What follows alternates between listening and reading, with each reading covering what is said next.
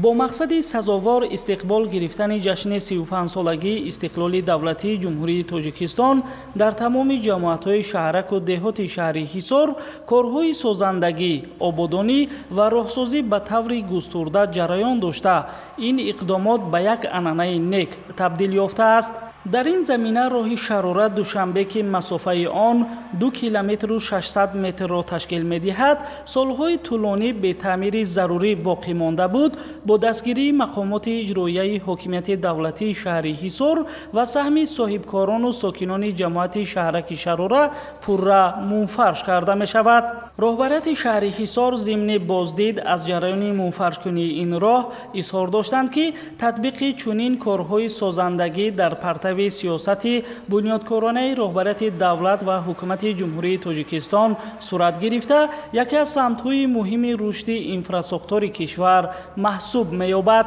تأکید گردید که با در نظر داشت اهمیت بلند اقتصادی و اجتماعی راه، اجرای کارهای منفرش کنی باید سریع وقت با صفت بلند و طبق طلبات استانداردهای معاصر راهسازی انجام داده شود.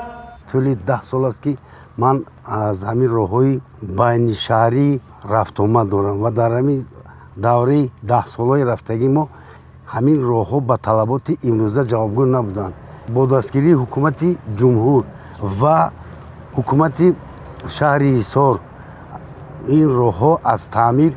برآمده ایستاده‌اند و یکی از راه‌های اساسی که امروز ما با شما می‌بینیم این راه دوشنبه شراره میباشد که این علاقه با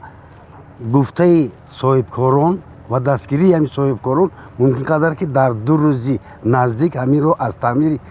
پورا براید. باید یادآور شد که راه مذکور همچون یک شاهراه مهم ارتباطی نه تنها بین جماعت شهرک شراره و شهر دوشنبه بلکه برای دیگر ساکنان منطقه ها نیز خدمت میکند. اکنون با تعمیر و نوسازی راه محلی شراره دوشنبه رفت و آمد نقلیات و مسافران به مشکلی صورت خواهد گرفت. ساکنان شهرک پس از اجرای این عمل نیک و اقدام جوانمردانه نقشه دارند که در آینده نیز در آبادانی محل زیست خویش باز هم کوشش به خرج دهند.